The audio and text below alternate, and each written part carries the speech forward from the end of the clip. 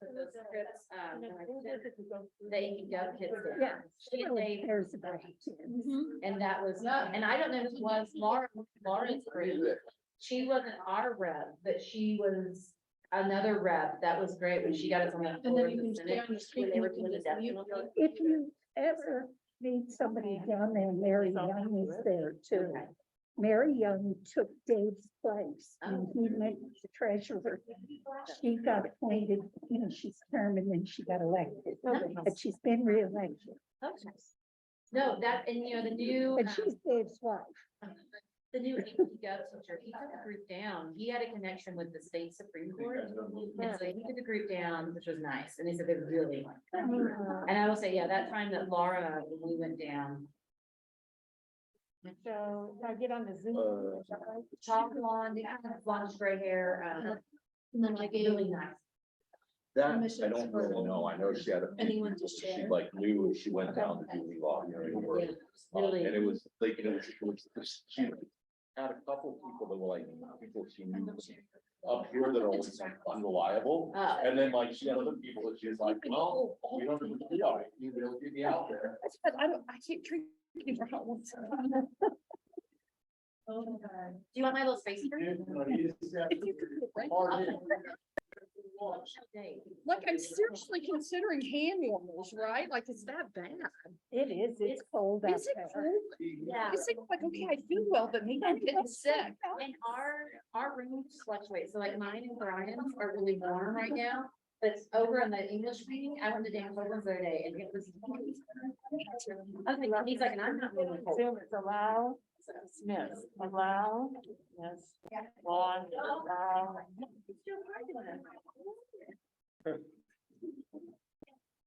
That's, he was on Zoom a couple times before. Maybe he has the last hour. Cause there's no way, I mean, I know they live right, but I didn't. You told me. Well, Yeah. when we used to live in Drake, I made it under 52 pennies. To get Slide in. it back. Although So I mean, that, I was glad. People went down to- No, Yeah. When we lived down there in that one, right after you guys, after the deep theme park, whatever that area. is. Yeah, I When we know. lived there, I lived back in Florida. It was. You can go fast. someone who's more adept than me. I just drive over. Right, or the hardest skill, I can't get out of it. 2 hours out of that. It was silly. And it's actually like way more like. No. And I didn't know when. Your brain is a mush. You want to clear up the bit? No, How are you? Sorry. Your- I put 2 kids in college. Oh.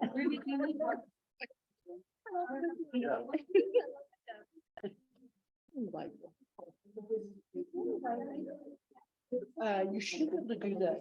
Yes, to that. If I look through it, your things. Good song. I know, right? But the kids are calling, the board gets all stuff. That is.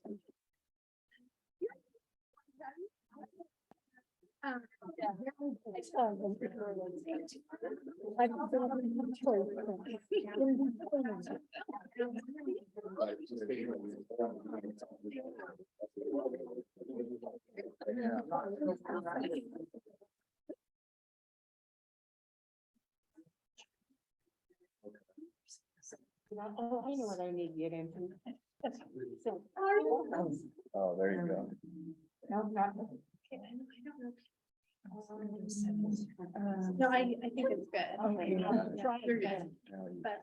Okay, I will look at your screen. Oh, then I can live with super secret. Yeah. I just need to lean out. I know that. Swimming in the money. Ruby can fix No, it up we're for you. online, we're just needed to find some chairs.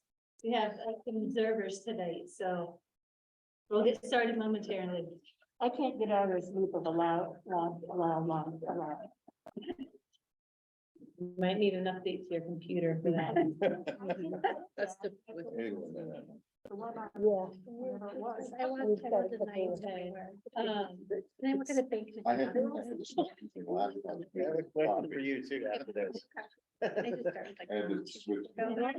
Did a trader. Just, you want us to replace. Say it again. I've always had my legs crossed. I've got, actually, we're gonna have another one. Okay, The bangs. are they? That's my face about it. I could. That's why we Yeah.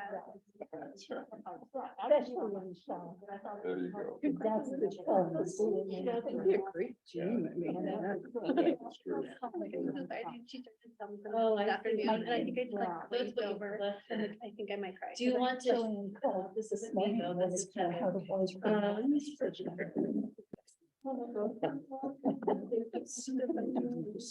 Well, I had the same. I think Yes. yesterday. But we only. Oh. We had to. For me. So. She's in That. Westover. So I'm leaving tomorrow morning and we're either gonna do a day trip out of town or back But that's- Thursday. So I have that on my mind. At the restraint here. It's set up with the house. Said I want to sit there. Well, I didn't even see him come through on my thing. And when she texted me separate, she's like, are you reading text? I'm like, I didn't even see it. So I'm planning on being there. Or you're there this I week. know. There's 18 people tonight, and then. Can I go for 12? Yeah, cause I think it's the 18th that she's really worried about. Person, because again, I got lost. Yeah, I mean, I'm good with that. I'm planning on being there both. Just know Thursday is, You're mine. I'm question what time, we're well planning on being back in advance. Sherry's at Sears at home. Oh. And something I think everyone should, well, we'll talk about that later, but The directions are good. I use it. And. Okay, cool. Then to. There's. Yes, I should be good. I want to see him.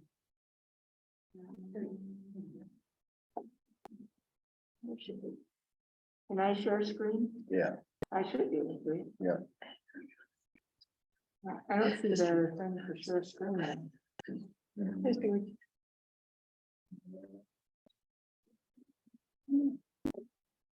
Gayla, that's a great question. It's Ruby, not Heather.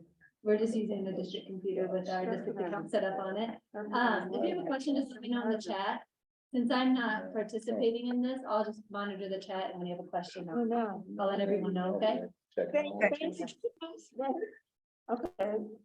I've got the people, but I can't share my screen.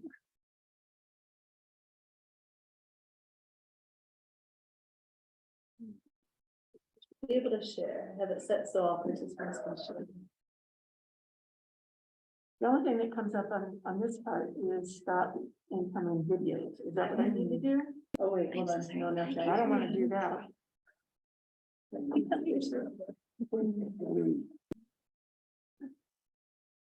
So it's really when I think of it.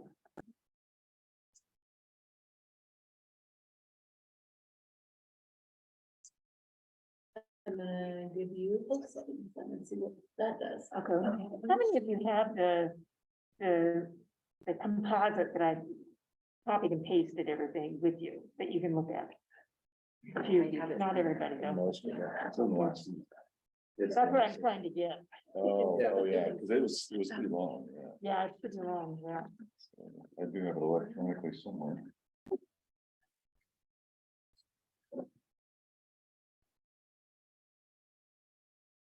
I no longer can let people in now, that it's gonna be, well, we'll see it up here, you'll know when. we'll let in. Here now? Yeah. You have all the abilities now.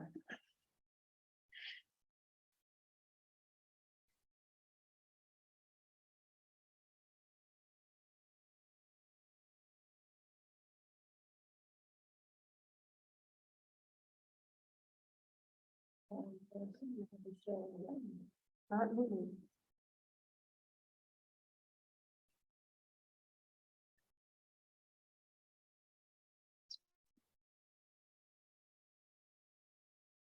Huh.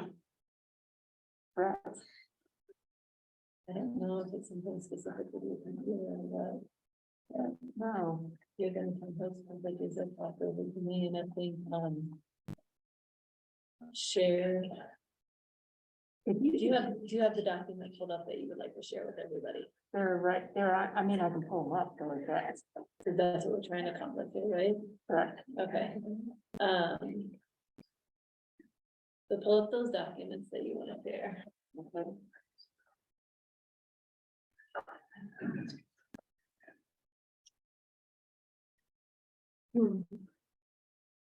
Some reason your computer doesn't want to let you share the screen. It might be a security setting on your computer.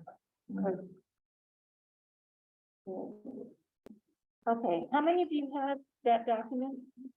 I'm looking at it. I'm good. Do all the members of the DAAC have the document? Yeah. They all Oh, have it. then I don't think you need to share it. All the members of DAAC have it. Okay, Yeah. except they don't have to look at right at the moment, all of them. So if you guys can share that so that other people can see your screen. If the person beside you doesn't have I it, have most of it. that would be. Join very the helpful. Zoom and do you want me to join the Zoom and share it? Can you? That would look great. Okay, yeah. That'd be great. I can close to that. That's fine. Okay, Did you yeah, get printed out? that'll accomplish That'll what work, you're that'll looking work. for, right? Okay, yeah, Okay. yeah, it's just a matter of. So in the meantime, well, are you pulling it up? Okay. Well, she's gonna log in and put it up there. Okay. So that'll be good, then we can. Yeah, and then then we can see it. So basically, we do need to take a look at the minutes from the November and special meeting. And is there any, well, first of all, hello, everyone. Welcome aboard. Our technoship here, that doesn't always do what we want it to do. Are there anything on the minutes from the November and December meetings that need to be corrected or changed? Okay, can there be a motion to approve those, both of them? I motion that we approve those. Okay, thank you. Is there a second? A second. Second, all in favor? Aye. Aye. Okay, any opposed?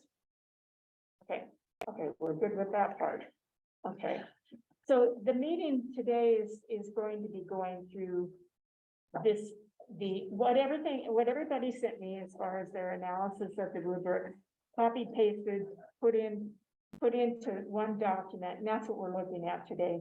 So that's what, I don't know, Sarissa, or not Sarissa, Courtney, can you get that on the screen now? So that we can all see it? So many tabs. There we go. All right, let's see if that works.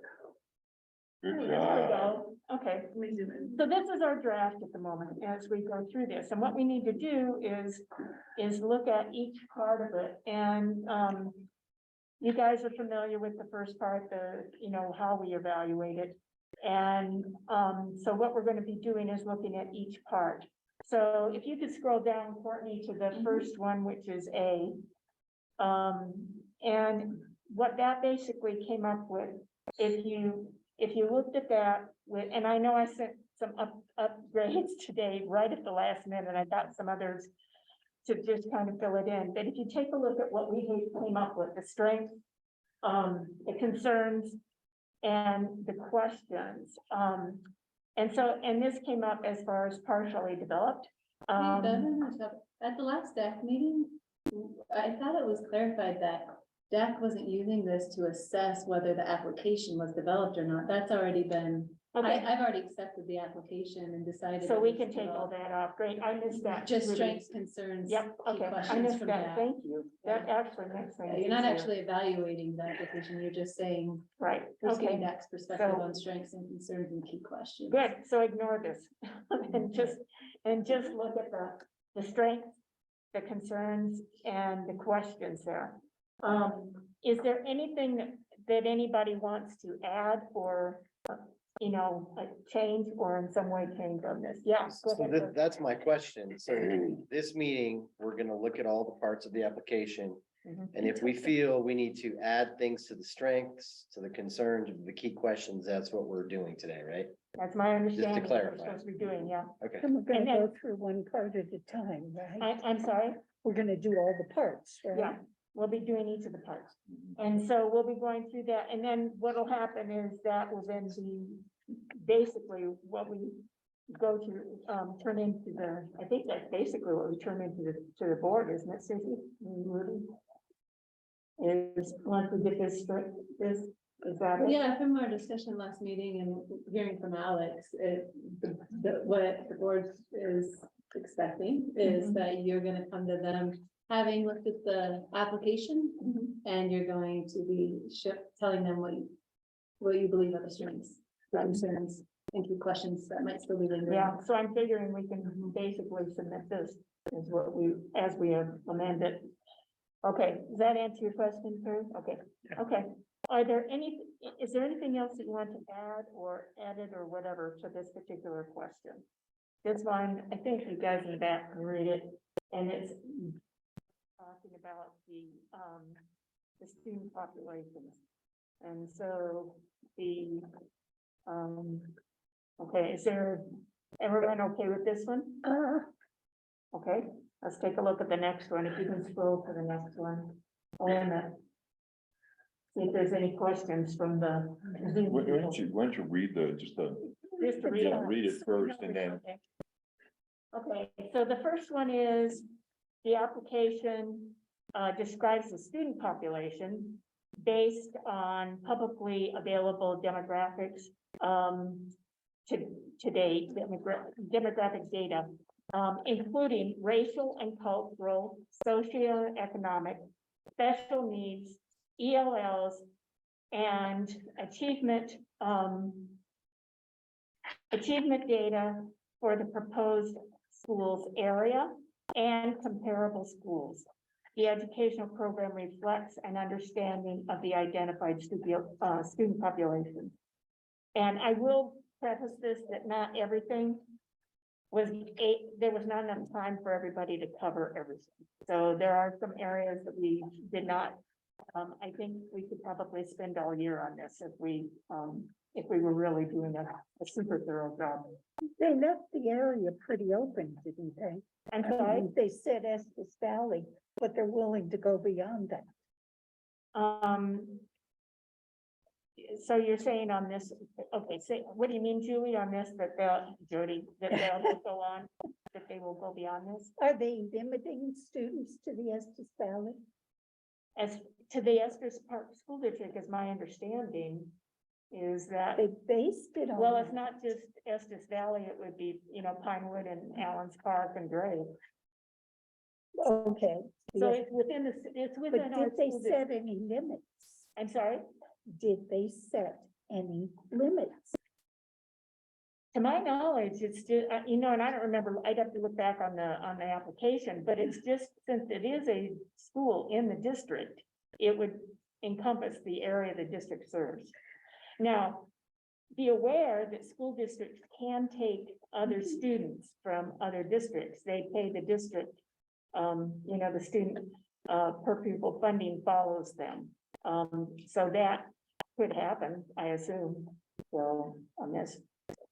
So is that what happens now? The students who go down to Loveland to the school, the money follows them? Yes. Yes, Then it would work in reverse. yeah. Money follows the So school anywhere in They the state. can take Yeah. students from other districts. Okay. The strengths, the application mentions potential strong outcomes and overarching goals that are worthwhile. And the concerns is overall, the executive summary is focused on the success of the Loveland schools. It mentions the Estes schools and community only in passing, while the details regarding the LCS plan for students may come later. The entire discussion of the student population that would be impacted is what many members of the Estes community have requested. The Estes community have requested the establishment of the charter school. And then key questions, where is the evidence that they are trying to work with our particular community and not simply applying a cookie cutter in trying to expand from a community that is much larger than our own? And where is the mention of the student population and the focus of our students? Okay, so anything else that people want to either clarify or add to this? Could, and then you have people that actually filled out that section, right? Different people, so that you are aware, those of you that weren't involved in this, we basically took the application, which is over, it's 167 pages long. And so we divvied it up and people took different tasks to fill in, parts of it. Then it was sent out to the group to see if they wanted to, and the group could add anything they wanted to any other section. Right. So that could happen. And there are comments on here in different sections. I don't remember, I don't think there was any on this one, but there are comments in other sections where people had comments and so they added more to it. So, that's basically the process that we've used on this. And also be aware, those of you that weren't involved, our charge was to look at the application only, not any other source of information. So that was what we were supposed to do, was to just look at, evaluate things based on this rubric, based on that application alone. Glenn? If as we're going along with this, it's like we seeded out, like something comes in, and we're like, hey, that doesn't look like that was in the application or whatever. Is that something that now would be the time to Correct. measure? Yeah. Or if there was something that we missed and needed to be pulled into it, correct? Okay. Yeah, we thank- need to make it relevant to the application. We're sort of like a jury, folks. The application is the admissible evidence that we judge everything on. So we can't look at outside evidence. We have to stick with what is presented. So, Yeah, and I explained to Ruby that after having Alex here and having him as a resource, you know, I contacted him, so I did outside information, so, but I'm not gonna let that be part of why I know I sent it to you. Yeah. And I explained to you who the people I had talked to, so that, you know, and I noticed that it wasn't in there, so.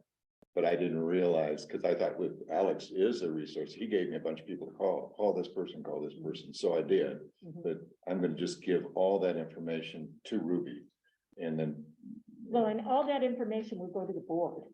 right, so I thought I would Yeah. give that it to Ruby to get, because again, like I said, I don't, I'm new to the DAAC committee, so, and We're new to this with you. well, and what I did in the past, was what I was doing now as a Understood. lobbyist in Washington DC, you know, I was just like, oh, I gotta get to the bottom of this. No, and I send it to the board or PSDBOE, and then our domain will get it to all the board members too. Perfect, I'll do it, I have it, I don't have it digitally, but I will get it to you. Okay, great. Yeah, yeah. And that's a good point, because any of you that picked up other information or have other information, the channel to go to would be the board.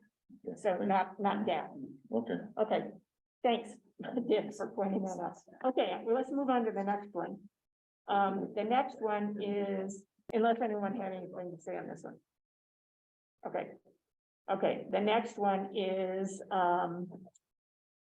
let's see, this one is, I need my glasses. There we go, or enlarge it. The vision statement clearly describes the school's purpose, proposed impact on the community, and the mission statement clearly describes how the school will accomplish the vision, and with a focus on target student population. And on this one, the strengths were virtue, character, social responsibility, coupled with critical thinking and depth of content are worthwhile outcomes for an educational program. The concerns overall, the mission and vision are cut and pasted from the context and experience of the Loveland campus, with only a passing mention of the Estes community or context. Application describes clearly the rationale for the formation of the school in Loveland. However, at no point does it articulate any particular vision for the impact on the students in Estes Park. Mentions Loveland community development, but does not indicate the Estes population or community, except in passing. A focus on a target population is not mentioned, other than the parents interested in having this, the Loveland Charter School Estes Valley campus. Key questions are, what are the interests of the Estes founding families? And what was the process? Let me get this bigger. What was the process discussion within the development of the replication effort? How would this impact the Estes community in a different way than the Loveland community? Is there any other any other comments, any edits? So, so there's not a rating, so how do you deal with what the rating was? We don't have to worry about the rating. We don't do the rating. The board Oh. does the rating, so we don't have to do that. So So I'll- I'll go, going through, I'm trying to. yeah, and I'll be changing. Oh, I see, Yeah, because I yeah. saw, I one just- thing I got was, it says That's not- partial, Okay. Misunderstood. because I know I rated, Yeah, most people did. okay, But we don't have to do that. okay. Okay, yeah, thanks, Dick. So, okay, any additions or changes on this one? I think one question maybe that is sort of piggybacking in both of those key question areas is, you know, is there an opportunity for the vision and mission to be updated or inclusive of Estes families? And I'm happy to add that in if that's helpful, so everybody can see it or wordsmith it. Hmm.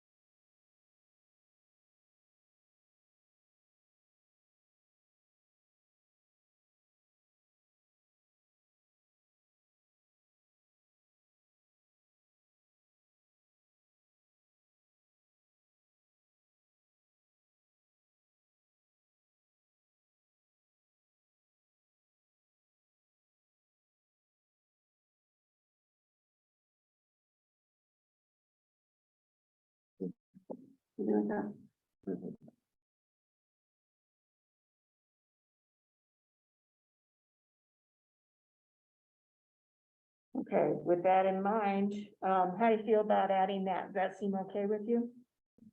Sure. I think Okay. that's a really good idea. Okay. That's why we're doing this.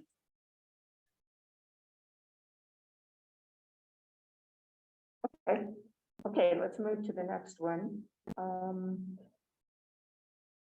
The next one is the applicant articulates annual and interim goals for the school that align with the school's vision and mission, relate to state authorizer performance indicators, and accelerate student achievement. There is a clear rationale for the development of the stated goals and plan for addressing the performance gaps. The strengths goals are tied to the school performance framework, which is CMAS, NWEA MAPS, and DIBELS. And the concerns, there are concerns with the school performance framework. In the first year of operating, the Estes campus will receive a ranking of improvement on the SPF, which is the student performance framework that the state uses for the schools. From the Department of Education, this is no different than the current elementary school performance, and this rating is often cited as to why the school option is needed in our community. Intentional projections for subgroup populations are not disaggregated or explicitly mentioned in planning. Provided projections for the Estes campus, SPF, are based on the Loveland campus currently existing charter and do not reflect the unique nature of the Estes Park School District student populations and the achievement and growth based on current CMAS scores. The data is publicly available for the LCS to review and use in data planning and mapping rather than using current data from another building in an entirely different community. For NWEA and Dibbles, provided projections for the Estes campus, NWEA and Dibbles are based on the Loveland charter currently exists, the Loveland currently existing charter, and do not reflect the unique nature of the Estes Park School District student population and the achievement and growth based on current NWEA and Dibbles scores. The data is public available to the LCS to review and use in data planning and mapping rather than using current data from another building in an entirely different community. Subgroup. Let's see, while LCS ED would use I think I just did that one, sorry. Did I just do that one? Let's see, no, not yet, different one. Okay, I do need glasses out here, sorry guys. Do you want me to read that? Huh? Do you want me to read it since I haven't? Yeah, read it while I'm getting it.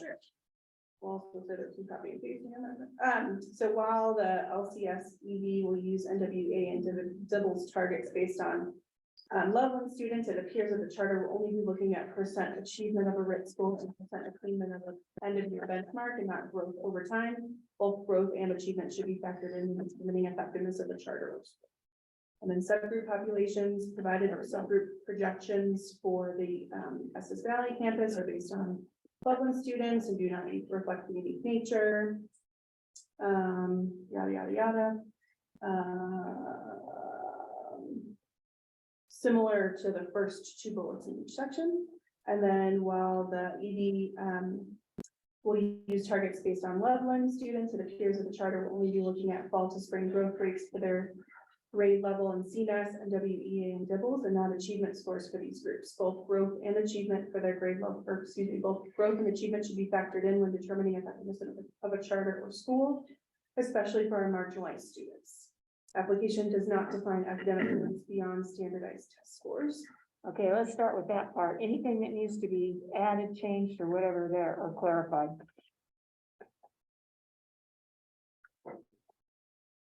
Okay, we can go to the next part.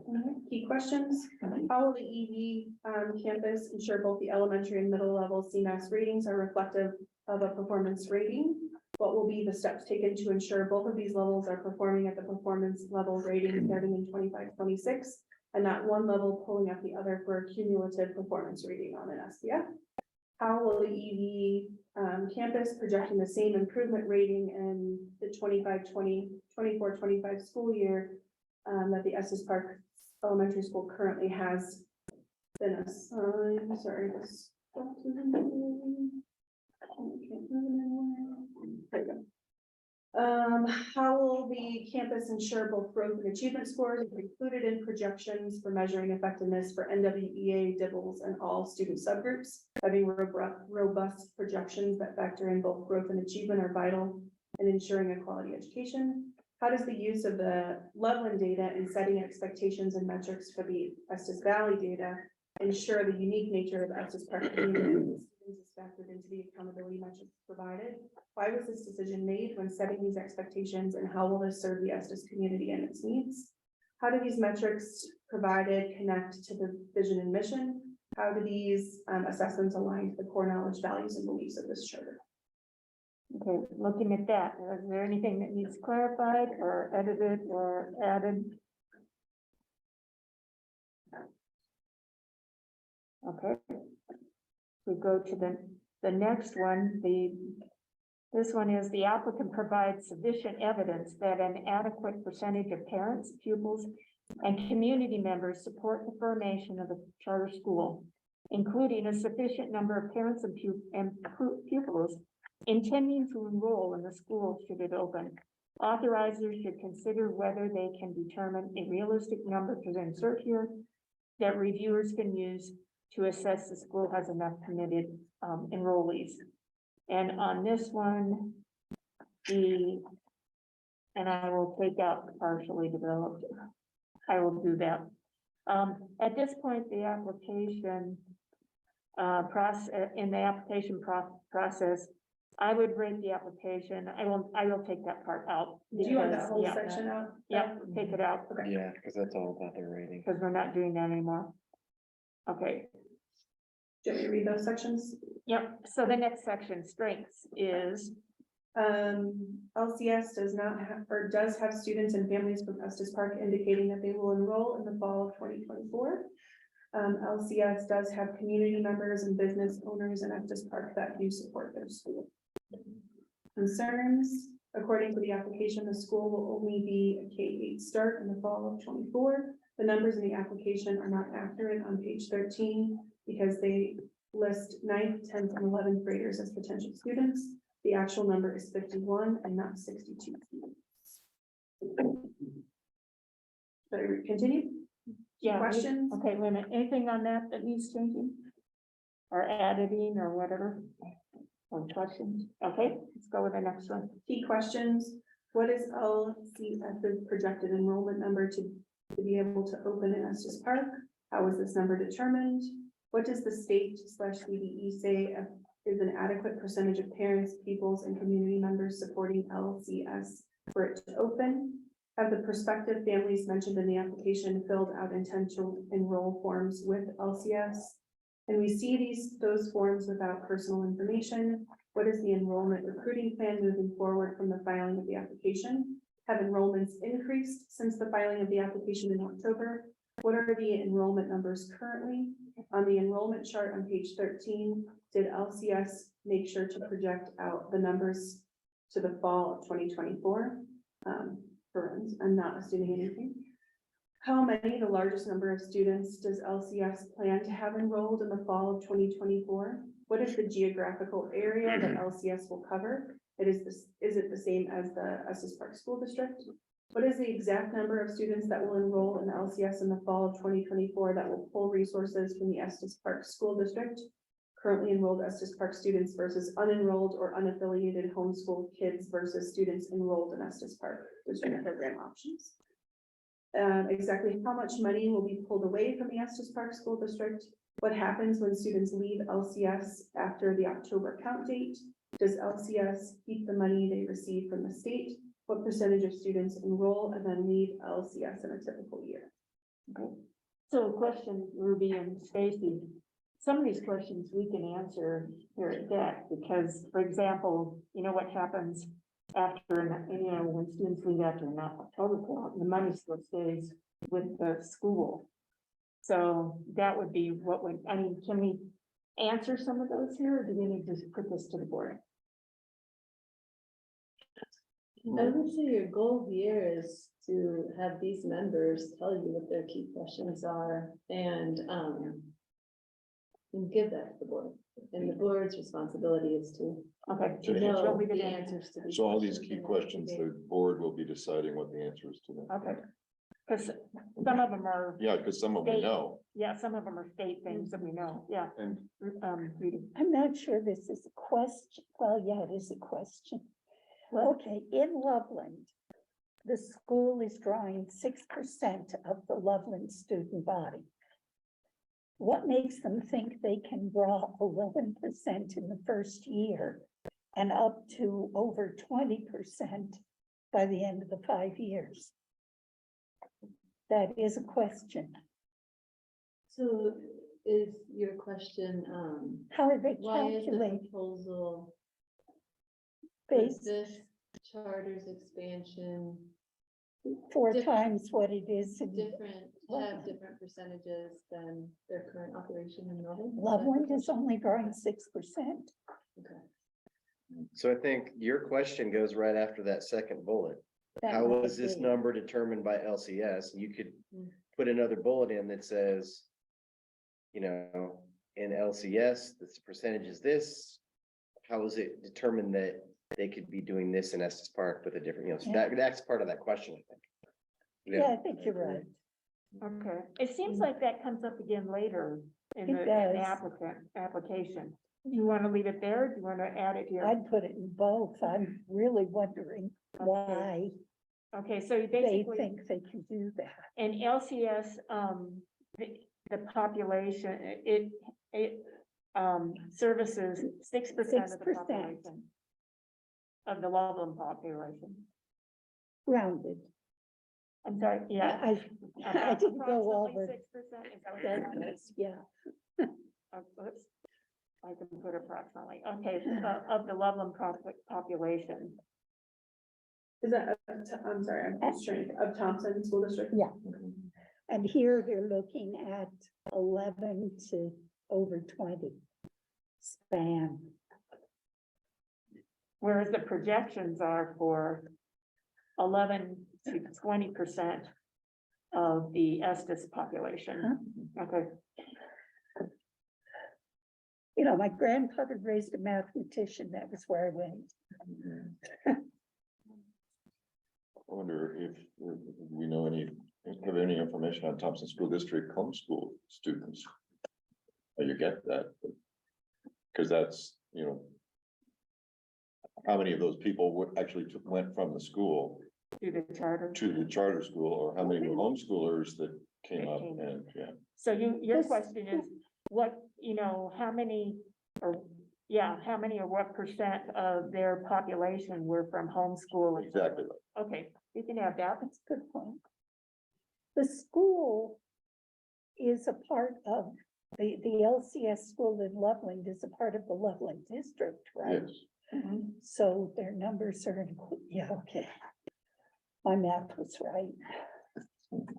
Okay, so 1% of the LCS, what percent of the LCS population was from Homeschool. Yeah. Or not, you know, not from the school district itself.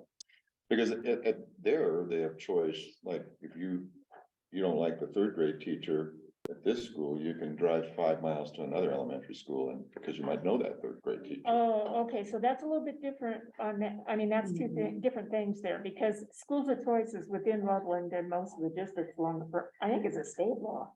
School of choice. I think so. Okay, so the school of choice is, you know, they can do that, particularly in large districts, they move around. Right, on right. that. So wouldn't the LCS just be another choice for? Correct. Yeah, In their so school district, yeah. Same thing, yeah. Okay. Okay, so what percent of the Loveland population was from homeschool students or other schools in the district? Right, which brought them into the district for the first time. That's a different question. Well, homeschool, no, it would. No, would it- homeschool would be, but. Yes, but yeah, this is the homeschool, yeah, so let's just stick with it's a homeschool. different school. So now Yeah, they've got specific. these new students which weren't originally in the district, Mhm. correct? Okay.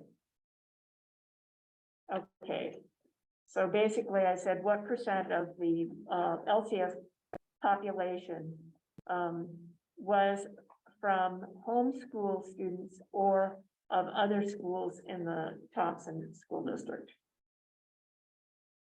Okay, is that right, Dick, what you wanted? Courtney, are you capturing the questions too? Trying. Okay, Yeah, but Courtney's capturing those questions, if you want to just keep moving us. through. Yeah, okay. well, okay. no, the only thing I was trying to say is if the choice between this elementary school and this elementary school is different than the choice, because they're already in the district. They're just going from year to Even if year. it's a charter school, they're already in the district. Right. But I'm saying, my question was, how many people came into the district because LCS was there and said, oh, we don't need it homeschool anymore, we can put it in this. That would be the homeschool. That's so I would leave out anything except for the homeschool thing, just get an idea of. Okay, Yeah.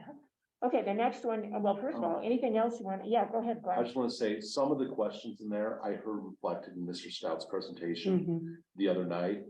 That'll be information that's available to like get those knocked out, so no one has to dig deep on. Oh, good. Like there were clarifications about what the real numbers about enrollment were and stuff in the presentation on Thursday, right? And so there's a little more precision there. So these can be wonderings that we have that have Have been been addressed to a answered. certain extent. And they'll be able to answer them quickly. Yeah. Yeah.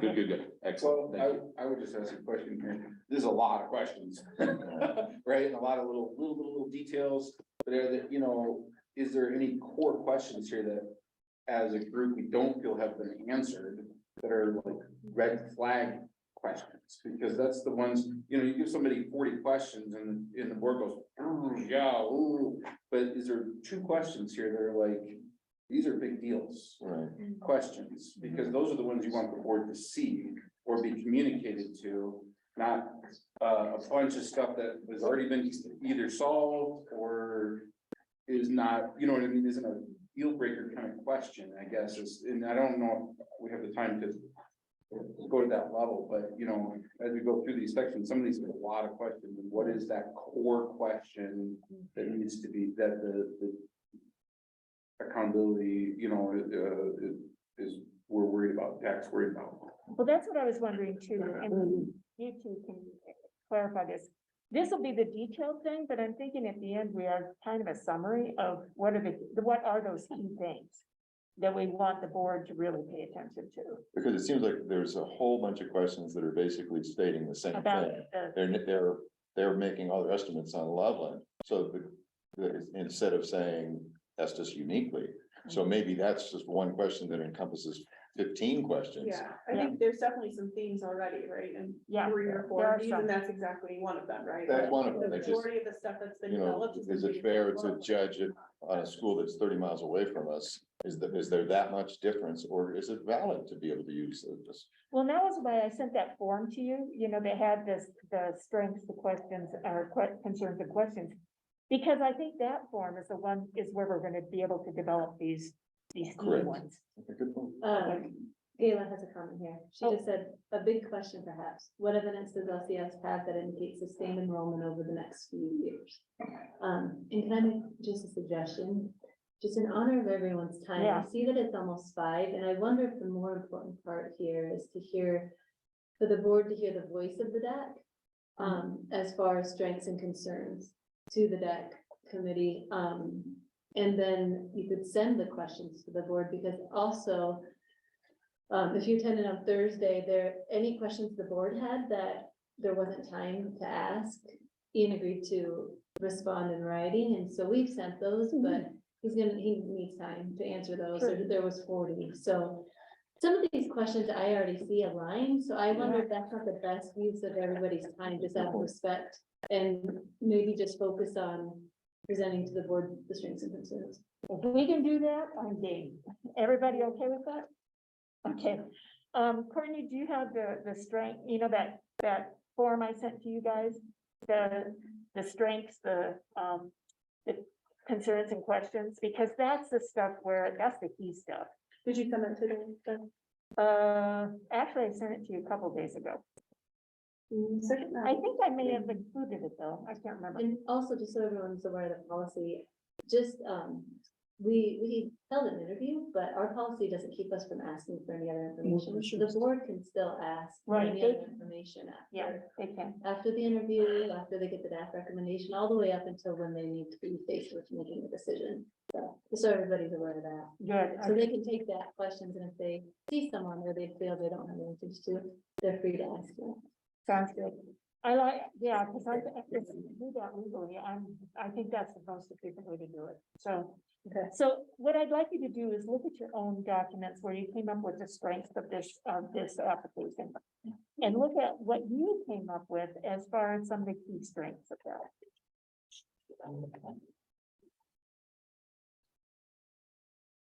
Or section.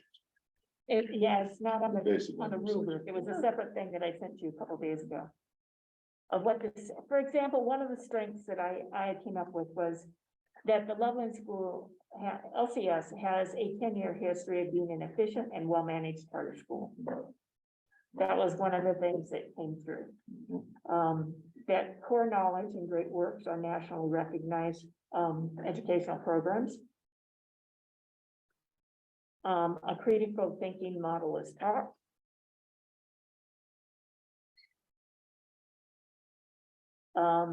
Curriculum maps are provided for grades and subjects. Policies are compliant with state and federal laws and practices. Budget shows standard accounting practices. Proof of insurance was provided. And there is a desire to partner with a Estes Park community. those are some of the key strengths I came up with. How about the rest of you? Anything else that you may want to add or disagree with or whatever? Well, one of the strengths I saw was the transparency of their curriculum. In other words, you can look through everything on their curriculum On and the see. curriculum maps. Mhm.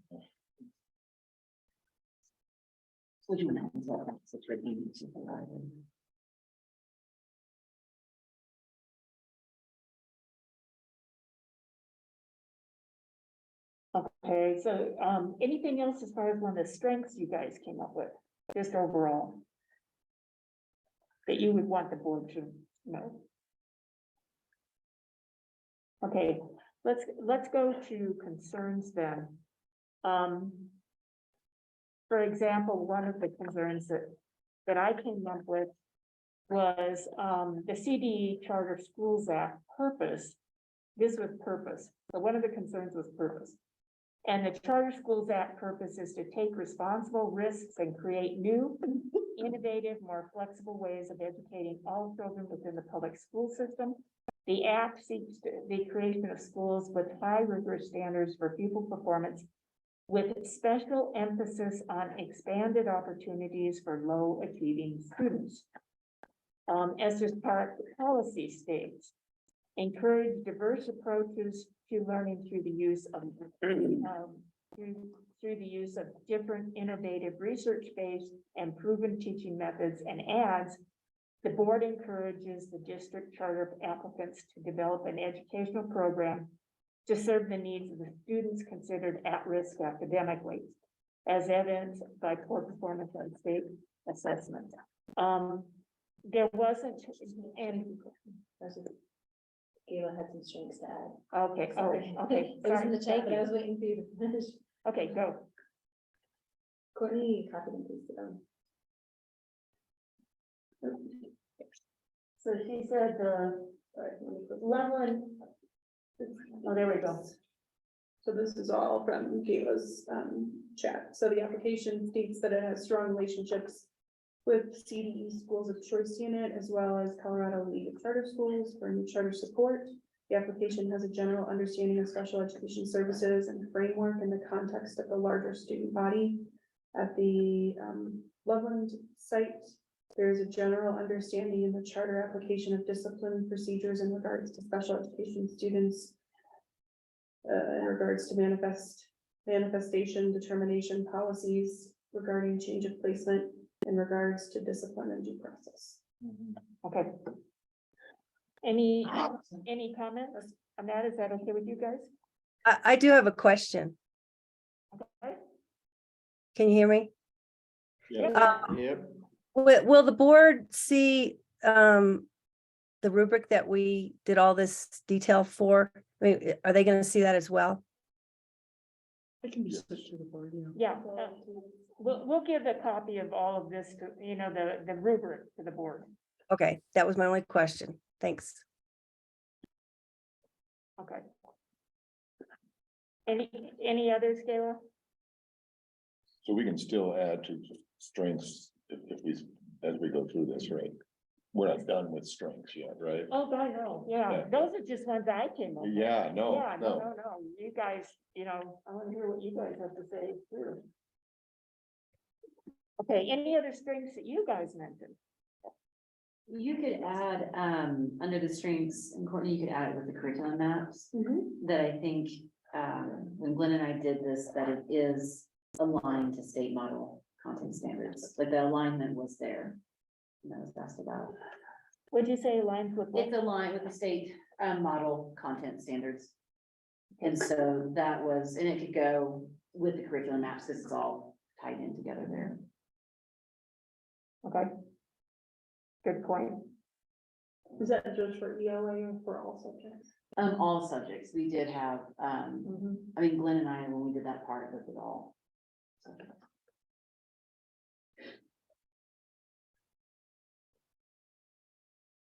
I thought another strength that it added was, if you look at the Charter School Act, it says what the legislators were trying to do. It says to encourage diverse approaches to learning and education and the use of different innovative, research-based or proven teaching methods. And I thought that would be a strength they would be bringing to the district. They would be adding, doing what the legislator was trying to say, which was encouraging diverse approaches to learning. Yeah, the part that's not in there is something that's new, so that would be different, so, Right. okay, yeah. Okay, I guess that's, maybe you could just say, You and it gives innovate. the district a choice. You know, I mean, again, if we look at Thompson School District, they have 20 elementary schools, so the parent can go to any one of those 20 elementary schools. So this just helping to what the legislating was trying to encourage was different approaches. okay, It does give a place for the parent who wants the kid to learn like they did 20 years ago, a place to go. Who more wants the traditional, is that lecture? what you're saying? Tell me what the teacher said. Say that again. Jean. It gives, Classical approach different than current offering. Oh, yeah. I think we captured it. Okay. Anything else that other people came up with strengths? Okay, can we move on to concerns? Okay. So one of the concerns was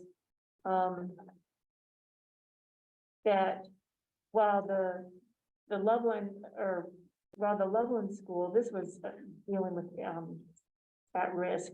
Well, let's hear what you guys have to say first. Are we not talking about all the different parts anymore? We're not, we're just doing concern strength. We're just doing that. Strengths and Overall, concern, right, yeah. strengths and concerns. Overall. the big ideas, Judy, what are the big Okay. ideas here? What were the big things that came through to you as far as a concern? I think Courtney earlier said it well, and it was that we kept seeing that same theme of, where the numbers, I don't even remember that, like where the data, like using the Loveland data versus. Yeah, and not even just the data, because I think we said with vision and mission, right? The vision and mission was sort of that copy paste of what was happening, so, I will. Yeah, that seemed to come up as a Yep. theme Mhm. throughout, but So you're saying the data used for the rationale? when we were going through those first steps, it seemed like we were seeing that repeat of the data or the rationale or the mission statement, everything was coming directly from Loveland, not using like our data or, which is all available. Mhm. And almost like, I think somebody put in there and the part of the rubric, the cut and paste. Mhm. Okay. Okay, you guys okay with something like that? That, I mean, that was the data they used for almost everything in these decisions, then, okay. Other things that people came up with as far as a concern.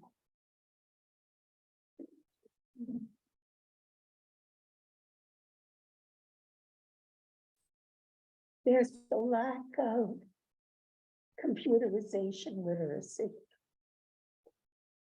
in Okay, the curriculum. and it wasn't clear, it was an elective in the high school, but it wasn't clear how it was used in the elementary schools. Well, looking at their financial projections, I doubt if they're giving every school in the school a computer. So how do you want to frame that? I don't know. So with the first one, with the computer, it wasn't clear what the information technology training would be at the elementary and middle school. Or use of it. So, okay, But a lot of the school board had an opportunity to go down and visit the school, right?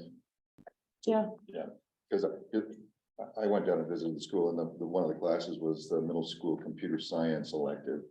And it was a room full of computers where the kids were, I just had my notes where they were writing computer games and learning coding. So it wasn't elective in the middle school. I didn't see it in any other, but I did see it there.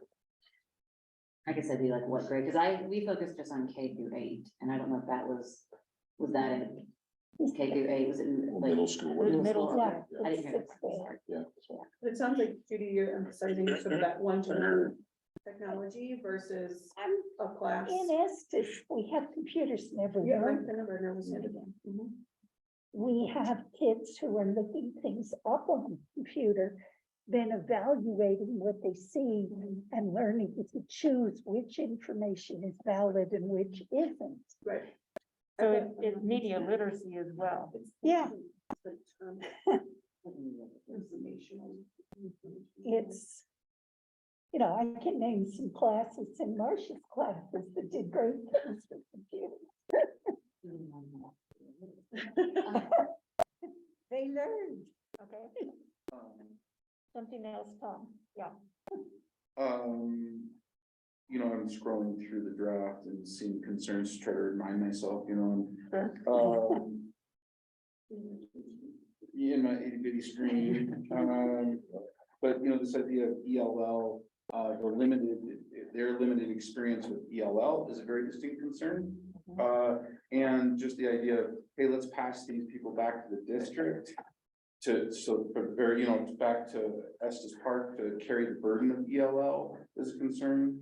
I would put special education. All of it, yeah.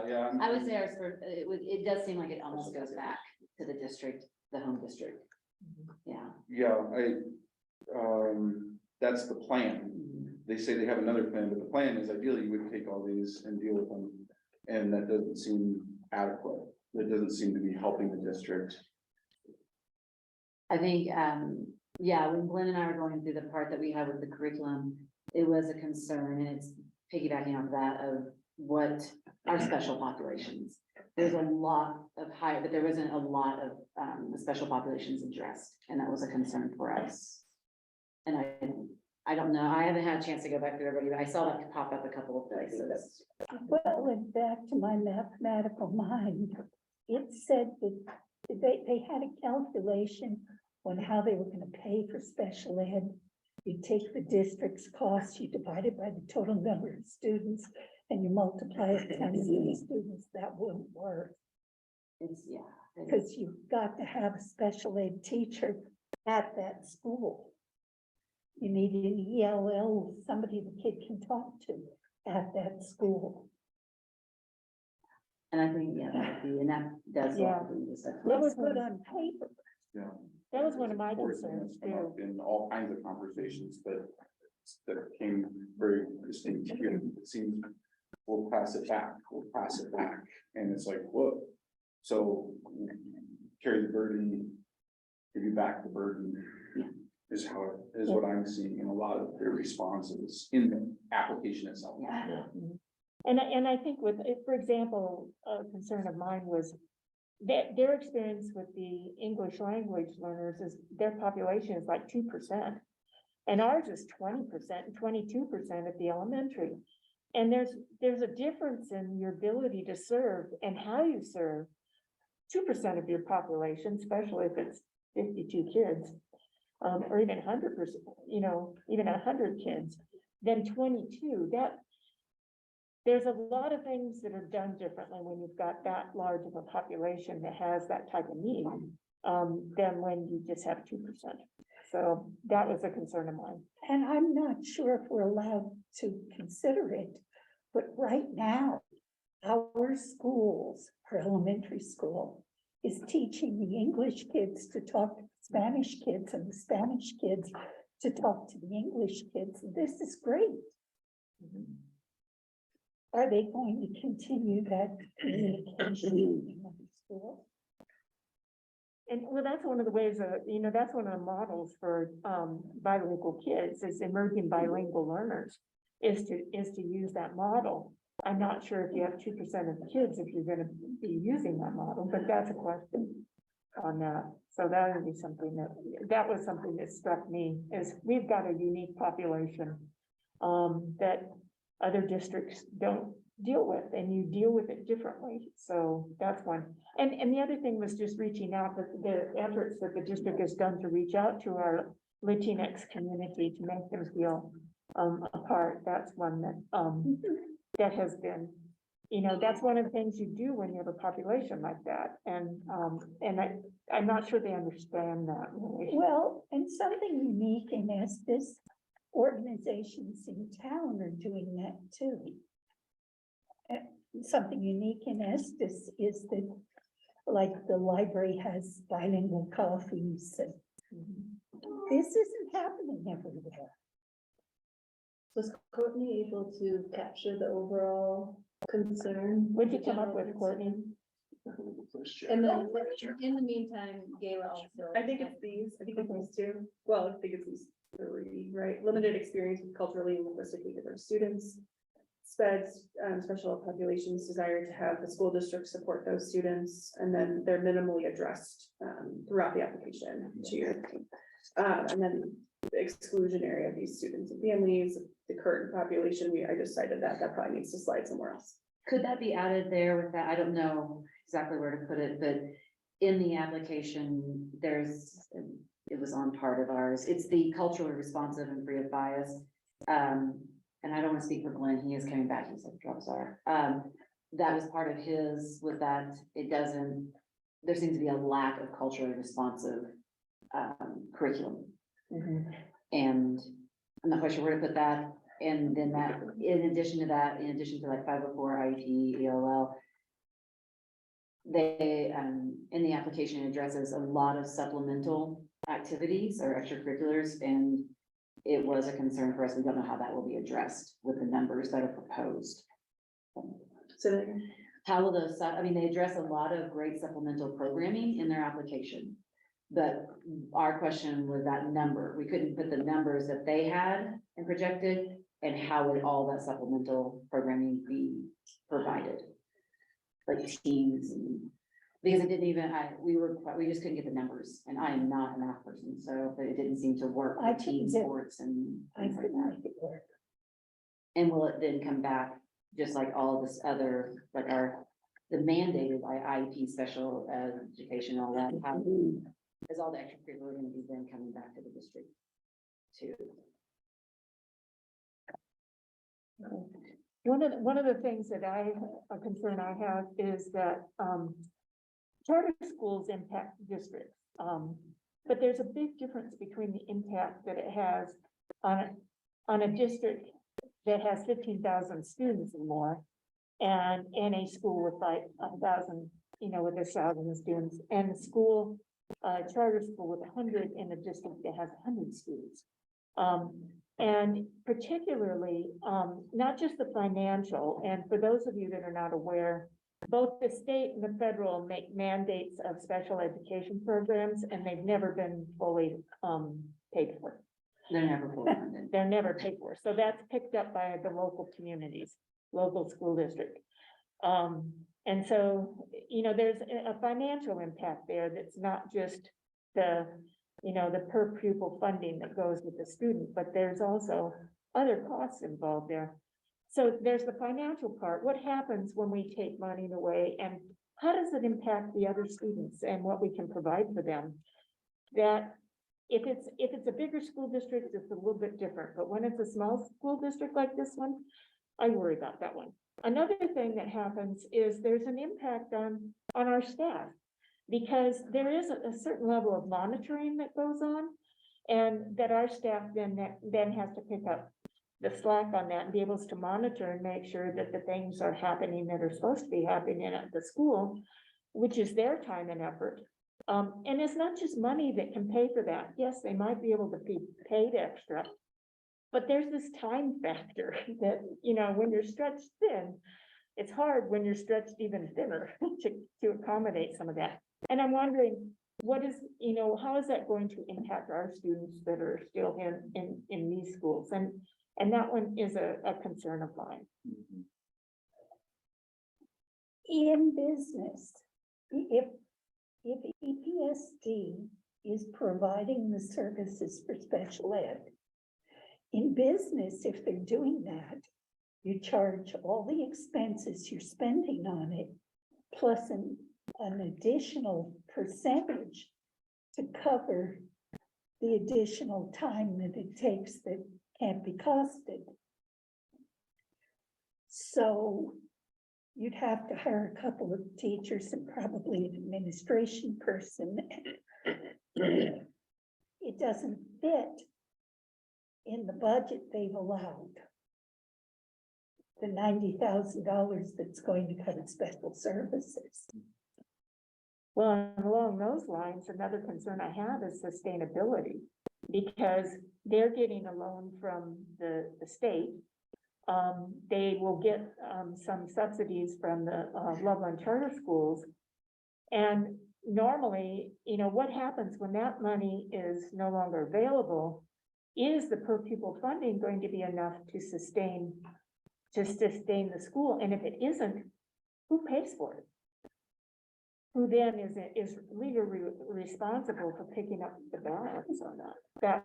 That's one that I'm. What kind of liability does it? Okay, the school is still part of Estes Park School District.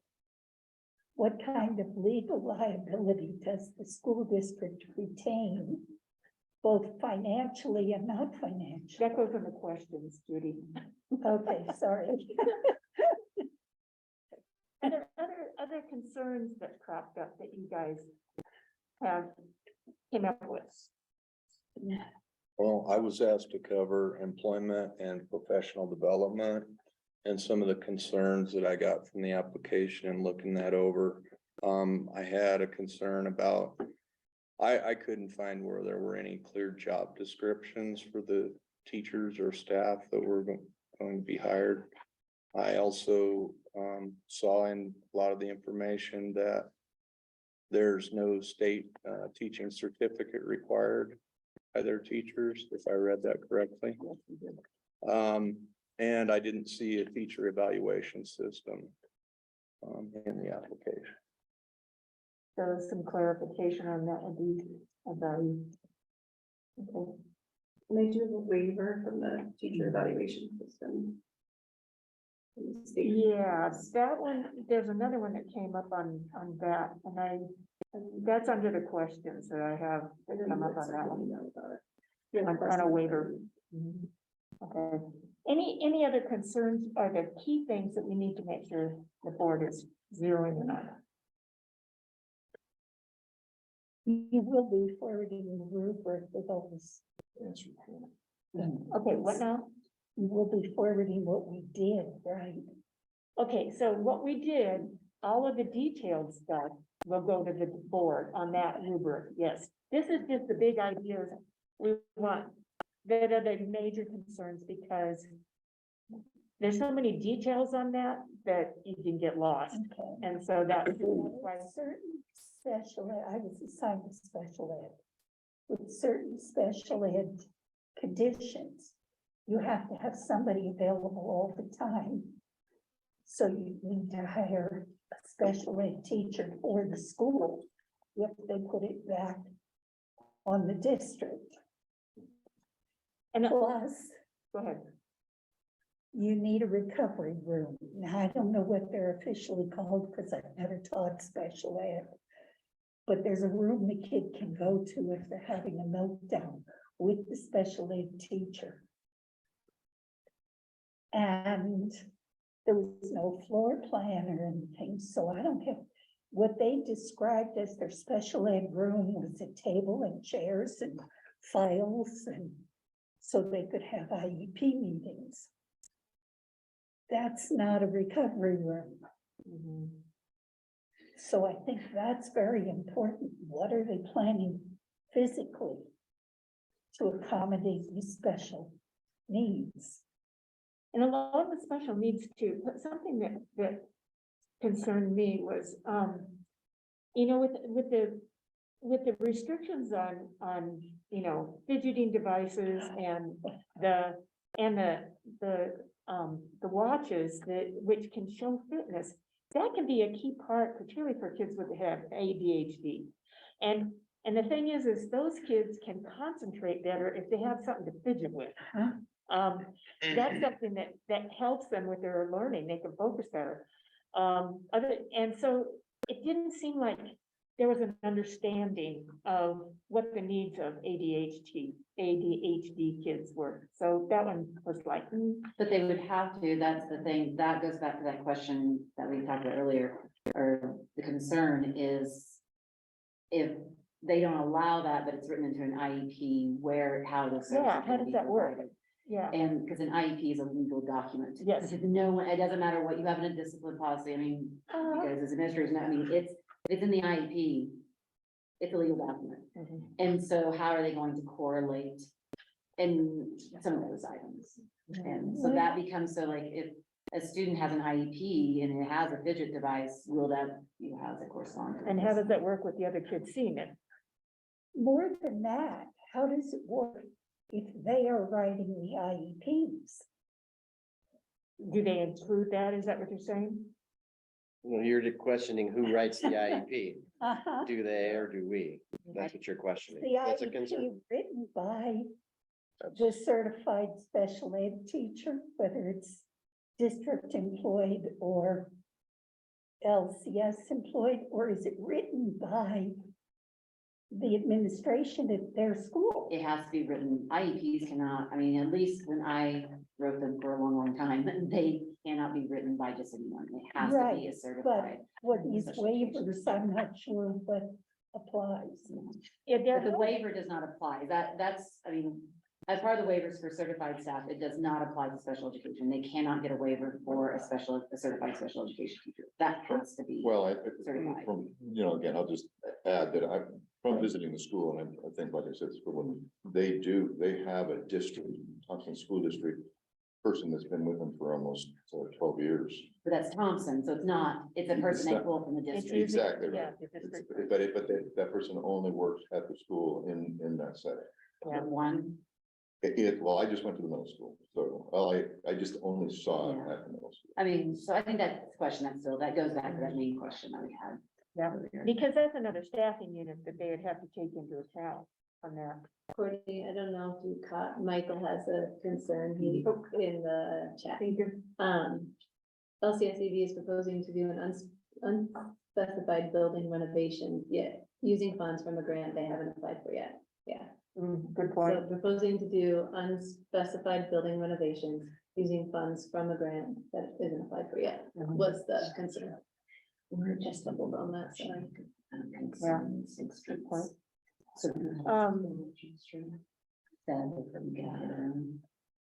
Okay.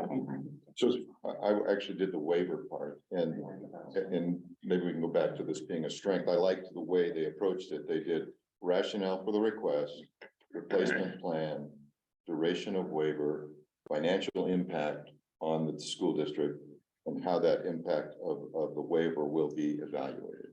So I thought they did a really good job of picking each one of those, and that's the way they addressed each one of those. So, for instance, the financial impact, 7 out of the 12 responses, there was 12 non-automatic waivers. They put LCSEV anticipates that the request waiver will have no additional financial impact upon the district or the school.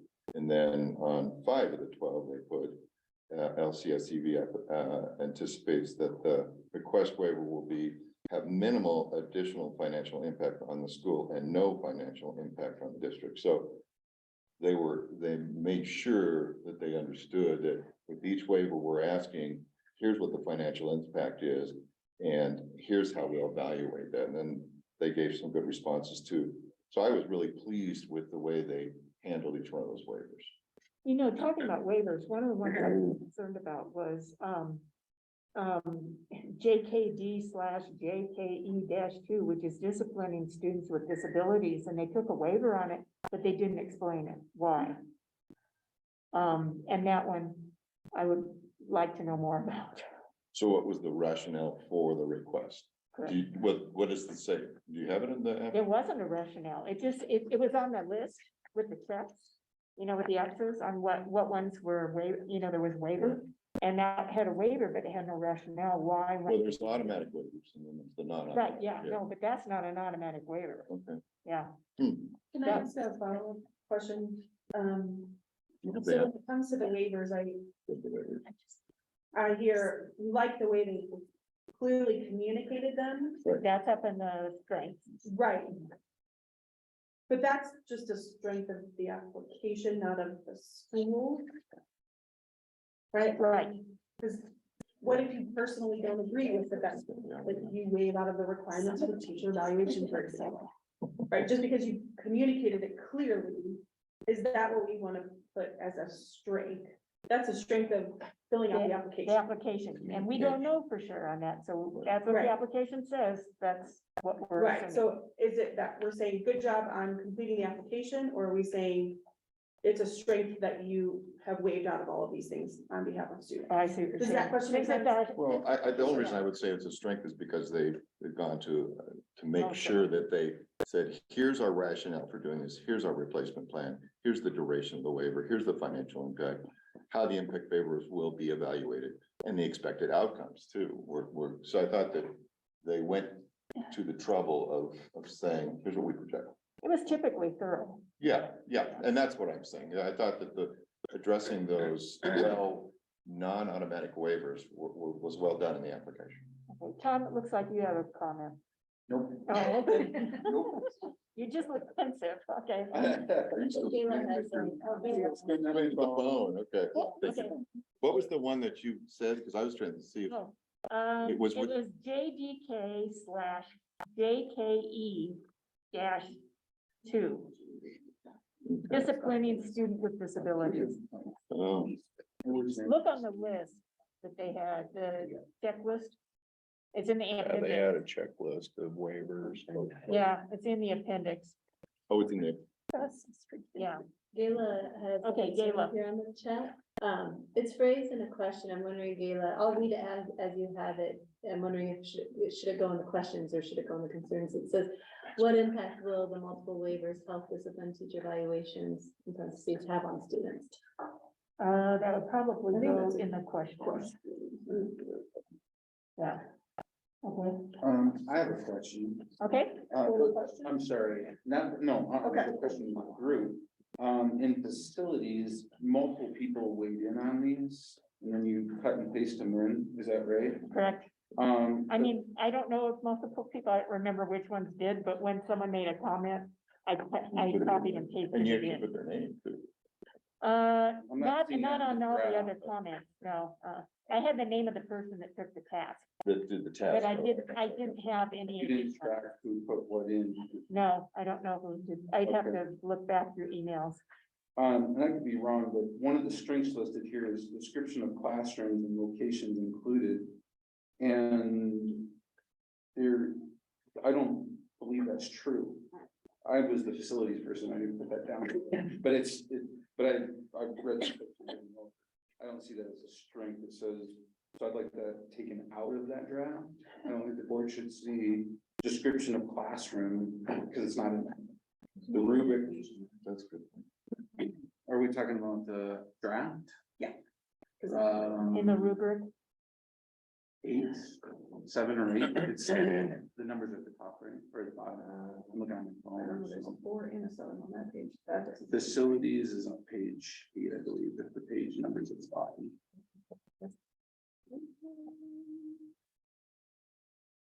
while they're doing that. Are there any other concerns that we need to list? Big ones. Well, in my section, I had many questions. They all boiled down to how are they deciding that there's an actual need for this school based on numbers? And how are they getting their numbers? That's my real question. Okay, that's in a question part. Well, But that's my concern. I'm Yeah. concerned that what they gave us in the application is a little inaccurate and not sufficient to say there is a definable need. okay, That's my concern. okay. Yeah. So you're saying the wording on it is there's not enough I'm information? concerned that the application doesn't have enough information or enough rationale or whatever it needs to show that there's an actual need. I mean, I want to know that these questions can be answered so that proves that there is a need, right? I want to see that. There is an actual need for the charter school? Is that what you're Yeah, saying? that the numbers they have are accurate. And that those numbers and how they're gonna affect the district are thought out or looked at by the board. right? I want all those questions to be looked at by the board. I want them to think about and consider all of it. Okay. Okay, did you get that, Courtney? Nope. Sorry. Give it to me. Two multi. No, I have limited abilities for all. Okay. Um, There you go. Question, it's concern? just that the concern, the concern is that I want to make sure that the numbers that LCS is saying they have are accurate. And I want to know how those numbers will actually affect our district financially, right? That was part of the big question. How many homeschool kids are they going to pull? How many option kids are they going to pull? And how many actual students who are in our district are they going to pull from us? Because by pulling those students away from us, they take away resources. So basically, the homeschool kids are the students from our current schools. Sure. I mean, it does matter because options, I think, options gets half funding, isn't that right? So they get half of the money that a full-time student would get. Okay, So, you know, if they take half our option kids, it does make a difference. okay. Okay, anything else that Did you- anyone wants to Did add that on work? that? You tell me. It's up there.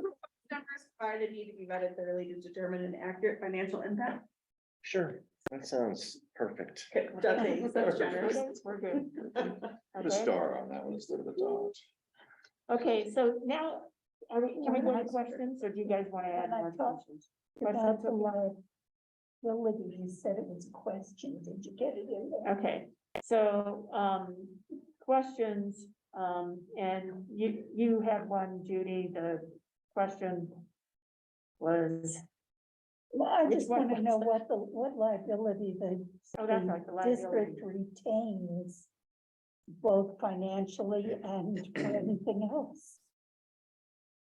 If a parent is running their kid from LCS over to the school to take a speech class, where's the district liability? So this is to the district have it? liability. Maybe we don't. It's not a question for the board, I suppose. It's a question for the board's lawyer. Okay, so your question is, what would be the liability to the district for parents? For financial liability and Legal, operation liability, legal liability, yeah, for what, for anything that might come up. okay, If for they are anything. part of the district, we may still retain, the district may still retain some liability. In other words, if we subcontract a job in our business to somebody else to go do, and something goes wrong, we're still liable. Our insurance still has to cover it. Mhm. So, but they're liable too. So if we're subcontracting to them, what kind of liability do we retain? Does that make sense? So you're looking at the financial and legal liability to the district for any shortcoming that they may. Not only financial. Okay, there's two questions. Financial liabilities. If the school only has 6% of the students and 2 years down the road, they decide to close, but they've taken a loan from LCS in Loveland. Does the district have any liability for that? Or if they've taken a loan from a bank, suppose they didn't get the grant. So can we just say, what are the legal and financial liabilities to the district? Exactly. That'd probably cover it. But what liability does the district retain financially, operationally, legally, et cetera, with the approval of this application? Good. Thank you. Okay, other questions? It seems like there were a couple that I kind of deferred to this. It's hard to put the questions into the condensed version, because I think there's so many, and that's why when we send it to the board, like seeing all those questions. Yeah. I mean, there's a lot. I have a question, just, how closely does the board have to look at the Colorado Charter Act? I mean, that is very explicit. It feels, that's one thing I did read through pretty extensively. And, I mean, like a line like, one of what the legislator want to do is to provide parents and pupils with expanded choices in the types of educational opportunities that are available within the public school system. So how do you take all of that and match it up with with what the law says, which is the legislation, the Colorado Charter Act, and say, you know, what overrides what? You see what I'm saying? Yeah, because you've got, I mean, there has to be limits in the sense of what a school district can do. Any group that comes along and wants a charter, I mean, one of the reasons that the Estes Park School District reunified was to bring smaller schools together into a bigger complex, because your services can be better and what you can provide to the students can be greater, because you're pooling your activities into a larger pool. So you're asking. My question is how we need to take into consideration what the act itself says? What is the purpose of having charter schools in the state of Colorado? Why are there 250 plus in the state? But we wouldn't do that. That's what I'm asking. That's what they have. The board would do Take that. that We into wouldn't have any of that access technically. Well, I know we could, but you know, and Right, technically right, right now, right. we're just with the application. And then when it goes to you guys, then that would be Well, covered. that's true. I also used the word "we" when I was talking to mean the district. Right, so I just wondered, what does that come into play? I mean, What do when, you have to do versus what can you do? Okay. Okay, other questions that you guys, just big questions, big groups of questions. I think what worries me, I'll put it in a question. The proposal is for a 6-year. We're gonna have a school and you guys go away and don't say anything. Is there any way the board can have an annual review, or can come to the school board meetings and just like all the other schools do? Or any contact and influence? Is it possible for the board to have any contact or influence over the school? So they could try it and see if it works. So being a school in the school district, the board should have the same, the same authority it has over any other school in the district, I would assume. But if you maybe read that's a through question. this, Okay, would the board have the same authority over the charter school as it has over other schools in the district? For supervision, monitoring, et cetera. and what could be required to make that so? What? How could that be a part of the contract? I think. Oh, simply could just it be in the asking contract? questions, Okay. not- yeah, and there's great oversight in the district and the district. I mean, in the state, in the application, if they say 75% of our fourth graders will be at or above the state level. Well, if they don't meet that, the school district can say, what's going on? I mean, I know that there is a charter school that has a number of students that have to be in the charter school for it to be a charter school, and they haven't met that number. So the person that runs that charter school basically said, I'm not fulfilling my contract, which was, they said we have to have 35 students and we only have 27. So there is oversight. I mean, the district is in control of things that are said when you put the contract together. Yeah, reading through this, it keeps saying all decisions will be made in Loveland. There must be a way to modify that. Well, and the charter has its own board, right? That's, Uh-huh. But the school district is the one that controls, and it's part of it.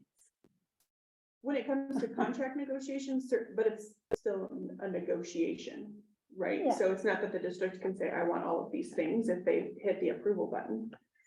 There has to be, I think, some give and take, as all contracts are negotiated. But when it comes to requirements and things, they have their own board that is primarily made up of Loveland parents and that are appointed, not elected, unlike our school board, which are all elected. So there are some differences there that can lead to some different processes related to accountability or other things. And there is no ESPS representation on the board. Correct. Except one person. In the interest of time. We need to leave. It is 5:45. Can I clarify? I think I lost a little bit of understanding of what is happening, as far as recommendation to the board, and I want to be able to explain. So right now, you're just capturing some overarching concerns and strengths and questions that didn't necessarily get captured already, but you can also copy and paste those that people already sent in. So what I'm looking at here is that there's going to be the detailed stuff in the rubric. And then this kind of a summary of some of the key categories of concern that would be for focus for the board to look at. So trying to summarize what some of those key things were taken is what I'm. So it's a this envisioning. and that kind of thing. Okay, Yes, is what I'm picturing. okay. Is that okay with you guys? That we do that, we have the detail in the rubric, which the board would get. But what we're working on right now is just the big questions, big categories of questions, I guess you could say, we're looking at. Does that make sense? Well, I agree. I think the board should get everything that we worked on Sure. prior to this meeting and everything we talked about at this. My question is, does the DAAC actually say, we recommend? No. Okay, that's what I was under the impression. No, So we don't actually, Traditionally. yeah, I was under the impression that we would say disapprove or approve with these conditions. no, that's the No, board. That's the board's. Yeah, decision. we're just making input. And part of this, Dick, is this is our first rodeo, if you want to say it. And so we're learning how to do this and what we can and can't do. And so our input is this is our best thinking on the application. These are the key areas to kind of look at, some of the big areas. And then we give it to them, but it's their decision, not Yeah. ours.